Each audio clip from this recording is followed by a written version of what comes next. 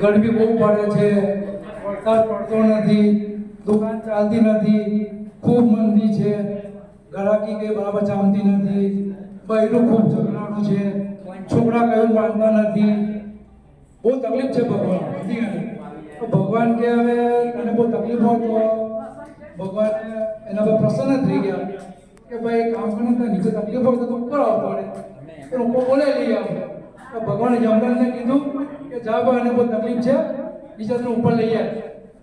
તો યમરાજ ભાઈ પાસે આવ્યા કે ચાલ ભાઈ તું રોજ ભગવાનને ફરિયાદ કર્યા કરે છે, આજે તને અમે લેવા આવ્યા ઉપર આવી જતું કે ના ખાલી ભગવાનને કહો તો ખાલી મજાક કરતો હતો, બધું સારું જ છે, સમજી ગયા બધું.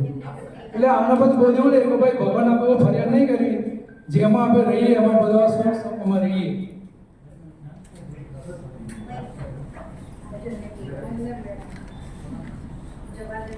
પછી મારી બાજુવાળાનો એક છોકરો છે, એનો વાર્ષિક પરીક્ષા પૂરી થઈ, એના ગણિતમાં 100માંથી 90 માર્ક આવ્યા. એના બાપા વિચારવા પડી ગયા, એના ગણિતમાં 100માંથી 90 માર્ક બહુ માર્યો.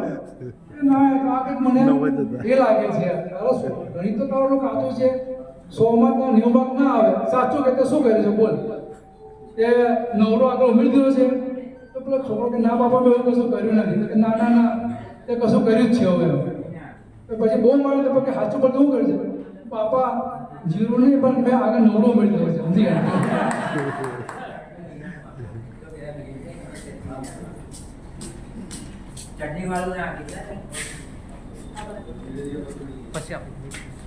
પછી પત્ની પોતાના પતિને પૂછે છે કે સાચું કહો, શાદીનો સાચો મતલબ શું હોય છે, લગ્નનો સાચો મતલબ શું હોય છે? તો એનો હસબન્ડ એવું કહે છે કે ભાઈ શાદીનો સાચો મતલબ હોય છે કે આપણી સોપારી આપણે ધામધૂમથી આપવી.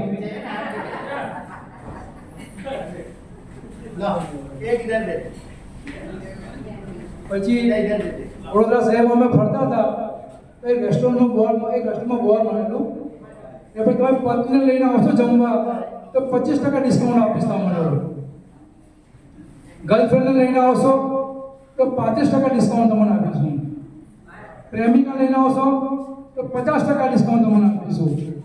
અને છેલ્લે મને કીધું કે ત્રણેયને સાથે લઈને આવશો તો હોસ્પિટલમાં એક બિલ મફત તમારું.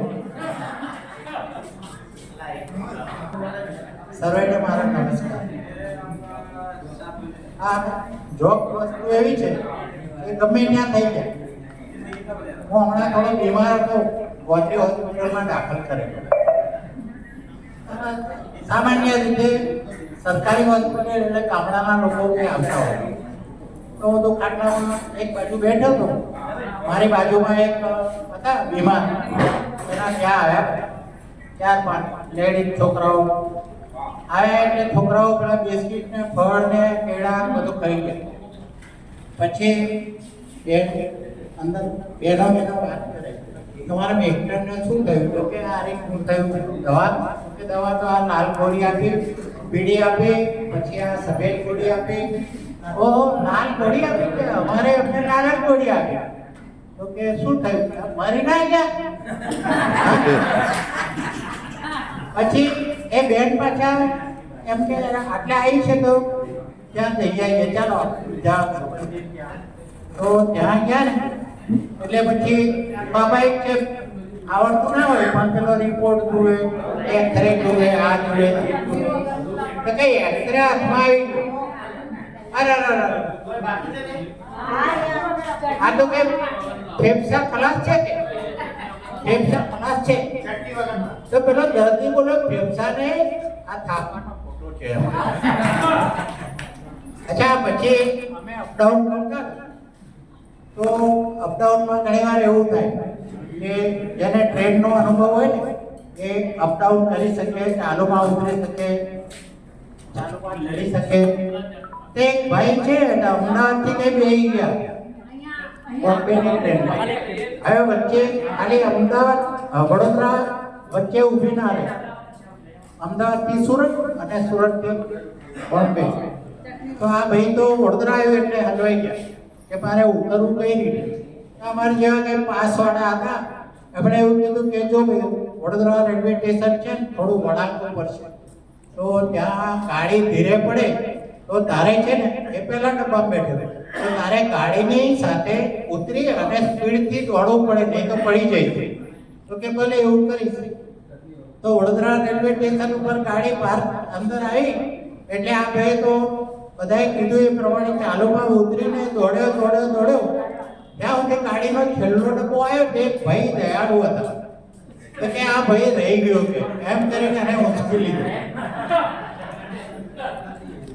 અચ્છા, પછી આ એક ભાઈએ મને કીધું હતું કે રાવણ કહેતા. હવે રાવણ તો બહુ બુદ્ધિશાળી હતો, જ્ઞાની હતો. હવે એને શું કહ્યું, સીતાનું હરણ કરીને જતો રહ્યો. પછી રામને કોઈ, કારણ કે રામ તો ભગવાન હતા, કોઈ કીધું કે કેસ બેસ મૂકો ને યાર, કે તમે બેહી ગયા સીતાને હરણ કરી ગયા કે રામ કે હવે હું મારી રીતે લડીશ. ના કેસ મૂકો. એટલે રામે કેસ મૂક્યો એટલે તારીખ પડી એટલે રાવણ હાજર થઈ ગયા. તો રાવણને પૂછ્યું કે ભાઈ તમારા પક્ષમાં કોઈ વકીલ? તો રાવણ તો કે મારે કોઈ વકીલની જરૂર નહીં, પણ મારા મેસીસ છે એ બધો જવાબ આપશે. તો હવે બોલાવો કે તમારા મેસીસને. તો પૂછ્યું કે ભાઈ તમારા મિસ્ટરે સીતાનું હરણ કર્યું? તો કે એ સારું ના કહેવાય. તો મંદોત્રી કે એને બહુ છે એ બોલ્યા કે જુઓ જજ સાહેબ, મારી વાત સાંભળો, હું તમને એમની કહાની કહું પછી તમને ખબર પડશે કે આપણે હરણ કર્યું છે કે નહીં. આ એમના 10 માથા, બરાબર. હવે નગર ચર્ચા કરીને આવે આવે એટલે થાકી જાય. 1 નંબરનું માથું દબાવો, 2 નંબરનું દબાવો, 3 નંબરનું, આ 10 માથામાં મારે દબાવો પડે. એકમાં આયોડેક્સ, એકમાં બીક, એ બધું લગાવવું પડે. પછી 10 માથા ઓળવવાના, ચોટલી વાળવાની, છૂટા રાખવાના, આ તે પછી સૂઈ જાય. હવે આટલી બધી એમની ક્રિયા હોય પછી પાછું ગાંધીનગર ચર્ચામાં સભા ભરે તો એમાં એમણે ક્યાં સીતાનું હરણ કર્યું? એટલે જજ કે કરી વાત યાર, 10 માથાનો માણસ આટલું બધું કામ સીતાનું હરણ તો ના જ કર્યું હોય. એટલે પછી રાવણને છોડી દે છે. પણ રાવણને એક મહાન હતો, તેની 2 ઈચ્છા પૂરી ના થઈ. આપ કોઈ જાણતા હોય તો કહો મને. રાવણ મહાન હતો, 2 ઈચ્છા પૂરી ના થઈ. તો એક ઈચ્છા એને પડખે હોવાની અને બીજી ઈચ્છા ટી-શર્ટ પહેરવાની, એ પૂરી ના થઈ. અચ્છા,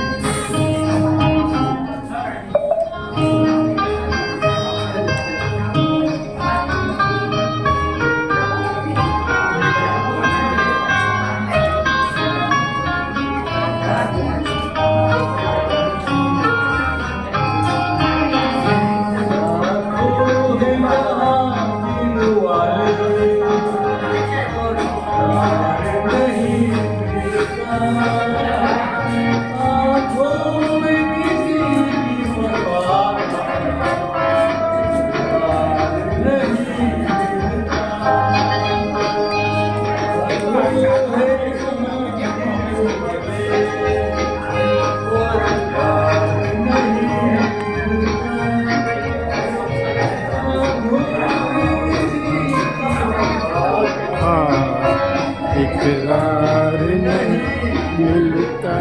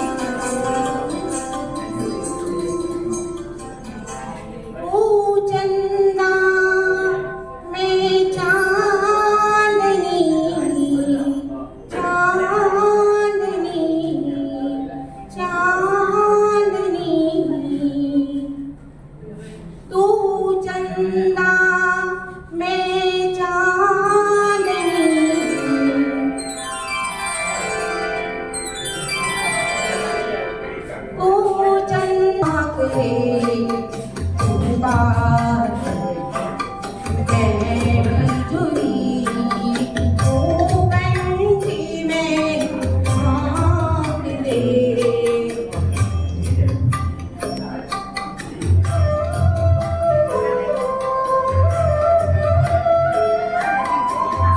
चन्ना में चांदनी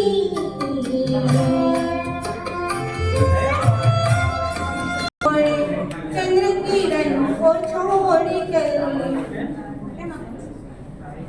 उठी है सांवरे जाग उठी है सांवरे मेरी कुंवारी प्यास रे अंगारी लगे लगे पिया अंगारी लगने लगे आज मुझे मधुमास रे मधुमास रे आज मुझे मधुमास रे मुझे आंचल मेहंदी रची हथेलियां मेहंदी रची हथेलियां मेरे काजल वाली नैन रे पल पल तुझको पुकारते पिया पल पल तुझको पुकारते हो कर बेचैन रे बेचैन